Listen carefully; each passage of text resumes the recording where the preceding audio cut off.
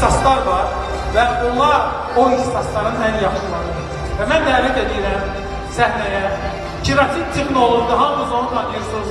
Filo Professional Azərbaycanda rəsmi nümayəndəsi Turan İbrahimov! İbrahimov Turan! Keratin texnoloqu.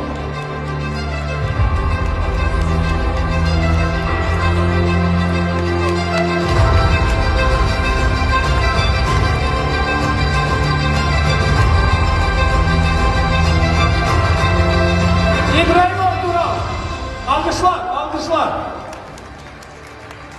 Növbəti kategoriya salon sahibimiz, yəni ki, gözəl industriyada. Mən dəvət edirəm səhnəyə, salon sahibi üçün çox vacibdir. Yəni, yaxşı salon sahibi, çox böyük işdir, çox ağır işdir, özünüz bilirsiniz.